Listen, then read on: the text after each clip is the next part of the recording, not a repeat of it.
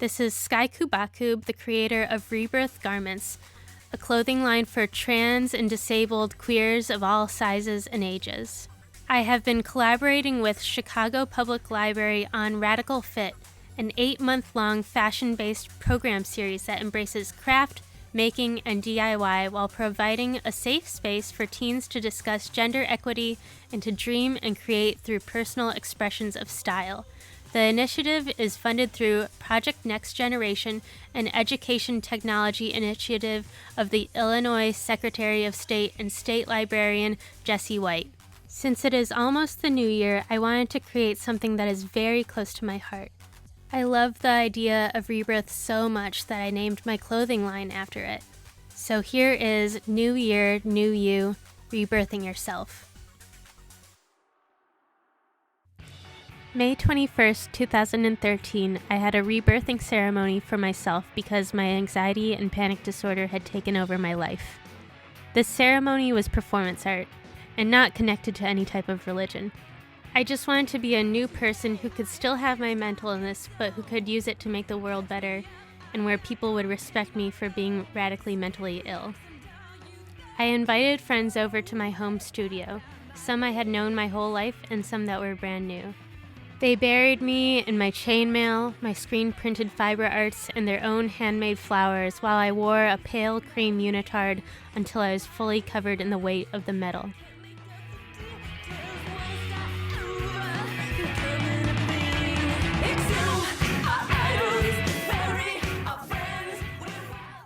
Some events I recommend rebirthing yourself after include after escaping violence, leaving an abusive partner, or releasing a relationship, your family, or a friend who is no longer good for you to be around.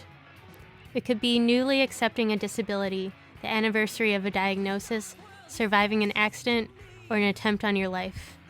I know people who view their sobriety as a rebirth. You can have a rebirthing ceremony when you just want to be a new person.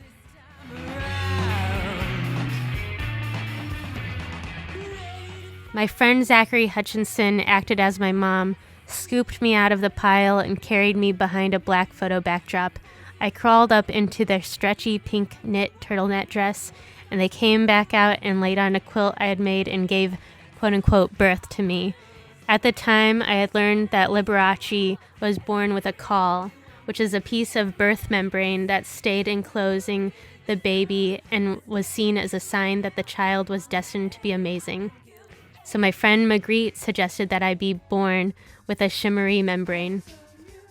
My friend Glam Hag poured loose chainmail jump rings over my head, and then I burst, aka unzipped, out of the membrane wearing a rainbow triangles color-blocked unitard. And then I was swaddled in my quilt. I used clothing I made as representations of the stages of the ceremony. The footage playing now is of a persona that I started developing in my sophomore year of college. She used to be named Vanessa, but then my friend Casey named her Chastity when I was 21, and it stuck. She is the perfect Filipina princesa that my grandma wishes that she had. She is a nurse, and she's the life of the party. I see her as the girl I could have become if I had continued on the trajectory that I had started when I was in 7th and 8th grade trying to fit in with the girls in my class. She is a bit of a satire, but also I really love her and I view her as honoring the person that I could have become and that so many Filipino children do become. When everybody else hit puberty, I felt left behind, but also extremely uncomfortable with the idea of quote-unquote becoming a woman. I wore juicy couture and designer purses my mom and I got from eBay. I am trying to get people to shake up their prejudices and question how they act towards people. When I am feeling like I can't possibly go out to a party or a show because something emotionally intense is happening in my personal life, I will send her instead. She goes as my cousin, so she knows what I'm up to an extent, but doesn't have the baggage of my mind. Let's go to the club! When I was 16, I became obsessed with becoming a drag king and all that entailed. Thinking about chest binding, packing underwear, packers, putting on fake facial hair. I wanted to do it all. My BFF Frankie dressed me up in drag, but I wrongly thought that I couldn't pull off the look. Now I see that it was probably just the soul patch that I was unsatisfied with. At the time, in 2009, I thought that I couldn't possibly be trans if I didn't like how I looked in drag. When I was a freshman in college, I met my first non-binary person. This opened my mind to the fact that trans folks could literally look like anything and feel like anything, and not necessarily feel dysphoric, but also can. They also don't have to have surgery or ever go on hormones to be trans. In 2017, I was asked to be a host at the Berlin nightclub party Femmes Room. Now, I thought that this was very interesting because I had never identified myself as a femme to anybody, because I feel more like a agender alien. So the second time that I hosted, I decided to finally revitalize my drag character.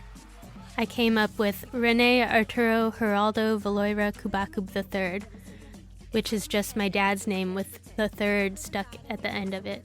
This persona is who I imagine that I would have been if I was assigned male at birth. He is a boy who works as a macho dancer, which is a big part of gay culture in the Philippines. Your rebirthing ceremony could also be based on a ritual from your own culture. For me, I'm Filipinx and I never had a debut. A lot of trans folks view coming out as trans as a rebirth and might celebrate their rebirth day as an anniversary of coming out, changing their name, starting hormones, having gender-affirming surgery, or various other exciting things. For me, cutting my hair has always been my go-to. I cut my hair a month after starting high school. I cut my hair after my first girlfriend broke up with me. Then I started dyeing and cutting it shorter and shorter until I decided that I wanted to be the gayest person in high school and shave my head for a performance art / fashion project that I was doing for my 20-hour show at Northside College Prep. This is the actual footage of my best friend Abby shaving my head, and my art teacher Christopher Santiago filmed it in my kitchen when I was 16. Going from having my hair below my butt to having a fully shaved head within a year was a huge part of my process of finding what was gender euphoric for myself. My makeup style that I still use to this day came out of working on another 20-hour show project for my drawing and painting final. I documented my makeup every day for 3 months. Flashing image warning, I'll say when it's safe. My best friend Abby and I used to play around with the photo booth on my iMac, and at some point she used my Wet n Wild Mega Liner eyeliner on me and made these swirly spiral shapes coming off the side of one of my eyes. A couple months later, when I was trying to decide what my new style would be without wearing cat ears, I kept on coming back to that picture and I asked myself, why don't I just do that every day? It makes me look the way that I want to look. It's cool, unusual, and feels good. When I was a kid, Wacky Hair Day during Spirit Week was my favorite day of the year, and I was always so sad that it was only for one day. My mom told me the most inspirational thing, that when I got to high school, I could treat every day as if it were Wacky Hair Day. I took that idea and ran with it in all directions, and especially with hats, clothing, and makeup. This project really pushed me out of my comfort zone. It helped me create a makeup shape language that is now seen as iconically Rebirth garments. I started out with a lot of colorful eyeshadows and a starburst around my left eye and the same swirly spiral patterns on my right. I did this every day and tried out many different color combinations, but then I got a little bit bored of it and I got really interested in creating geometric shapes with black eyeliner. All of these videos show many facets of my identity. Remember to document yourself when you're trying on new styles.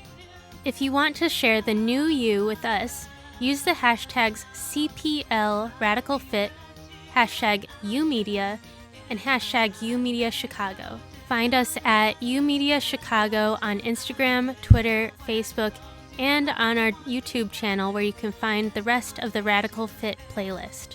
Flash warning has ended.